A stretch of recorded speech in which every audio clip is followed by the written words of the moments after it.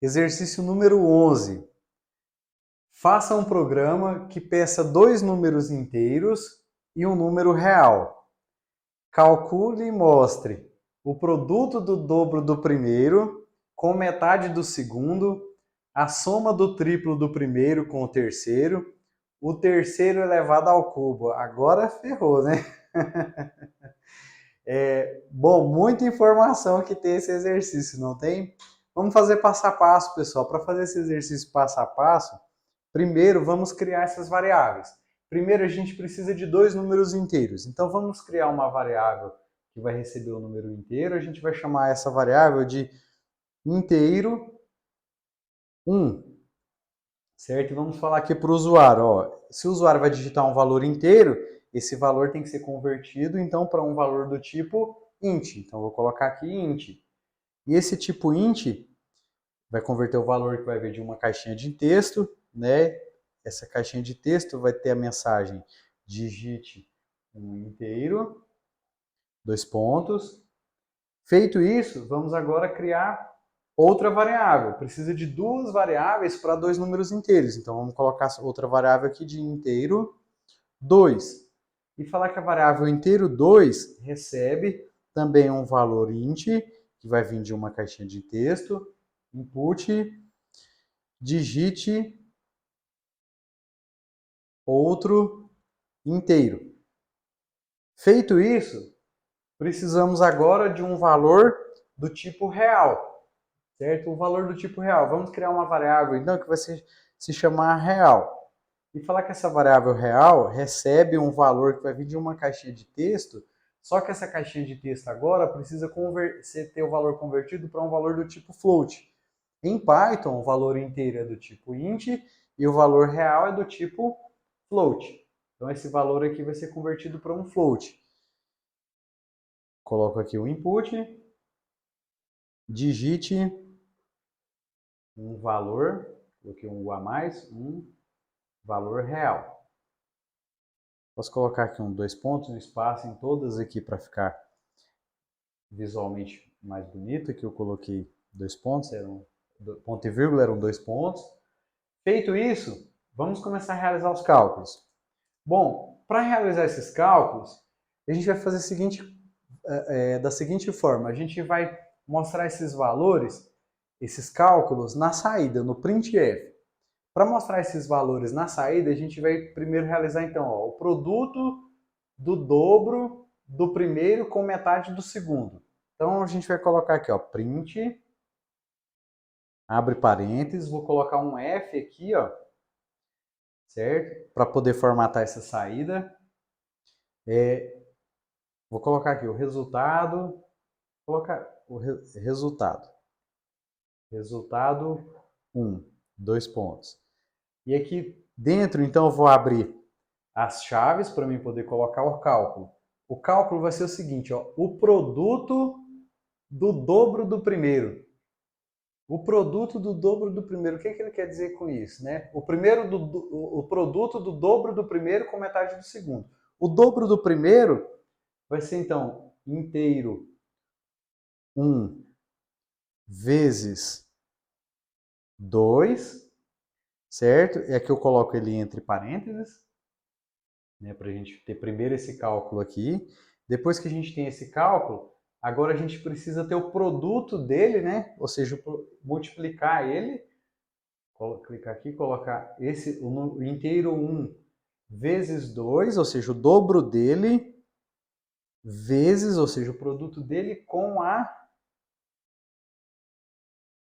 a metade do segundo. A metade do segundo vai ser, então, vou abrir aqui mais um parênteses, vou falar que é o inteiro 2 dividido por 2, porque a metade, né, o dobro é multiplicar por 2 e a metade dividir por 2. Então, já temos o primeiro cálculo. Vamos executar para testar? Só para testar ele, a gente vai clicar aqui no play e a gente vai colocar o inteiro 1. Vamos colocar o valor 2. O inteiro 2, colocar o valor 4. E o valor real, que a gente ainda não está fazendo nenhum cálculo com ele, né? Vou colocar, por exemplo, 2,5, mas a gente ainda não fez nenhum cálculo com ele. E ele vai falar, ó, o resultado 1 é 8. 8, então, é o dobro do primeiro. 2 vezes 2 é 4. 4 vezes 1, 4. Deu certo. Não, 4 vezes... inteiro. 4 vezes 4 dividido por 2, né? Vai dar 2. 2 vezes 4 vezes 2, 8. Certinho, beleza. Confusa essa primeira conta aí, mas a gente resolveu. Eu confundi o resultado aqui. Vamos fazer o outro resultado. A soma do triplo. A soma do triplo do primeiro. Vou colocar aqui o print da mesma forma. Print, abre parênteses, F, resultado 2. Colocar aqui dois pontos. E aqui eu vou abrir as chaves e aqui eu vou fazer os cálculos, né? Dentro do print. A soma do triplo do primeiro com o terceiro. Então, a soma do triplo do primeiro. Então, o triplo do primeiro, eu vou colocar aqui, ó, inteiro 1 vezes 3, o triplo dele. O triplo dele, somado, né, a soma do triplo do primeiro com o terceiro número. O terceiro número é o valor real. Então, vou colocar aqui inteiro 1 vezes 3 mais o valor real. Certo? Feito isso daqui, vamos fazer o teste.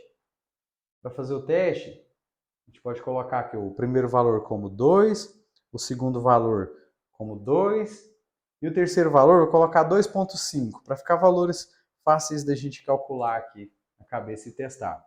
Então, o primeiro valor deu 2, deu 4, beleza, até aqui tranquilo.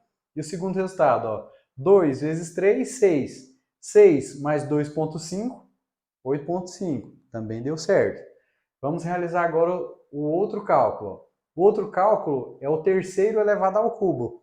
O terceiro elevado ao cubo, a gente vai fazer da seguinte forma. A gente vai fazer também dentro do print, certo? E para fazer dentro do print, eu coloco aqui o print, coloco um F aqui na frente das aspas.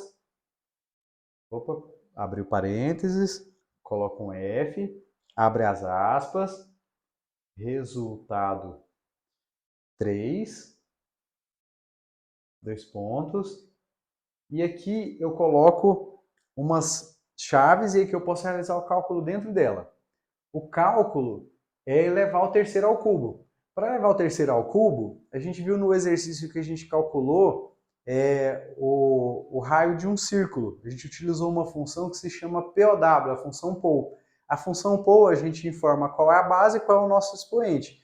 Nesse caso, a base então vai ser o valor real e o expoente vai ser 3. Então basta eu colocar aqui POW, abre parênteses, e aqui eu coloco a base. A base é o valor real, vírgula, o expoente 3. Vou colocar um espaço aqui para ficar legal. Vamos executar. Executando, digite um valor inteiro. O valor inteiro a gente vai colocar o valor 2. O outro valor inteiro a gente vai colocar o valor 2. E o valor, que é o valor real, a gente vai colocar o valor 2,0. É um valor que tem casa decimal 0, mas para a gente identificar se ele elevou ao cubo mesmo. E deu certo, ele elevou ao cubo. Fizemos o teste então com o resultado 1, com o resultado 2, com o resultado 3. Bom, viram que existem softwares que são fáceis de se fazer e softwares que são difíceis de se fazer por conta do que pede esse software. O que esse software vai exigir? Né? Então, existem softwares que nem foram pensados ainda e não foram criados. Imagine que você pode ter uma ideia que ninguém implementou ela ainda e desenvolver esse software e vender ele e ficar milionário e contratar o professor Adriano como um programador. Pessoal, espero que estejam aprendendo. Próximo exercício.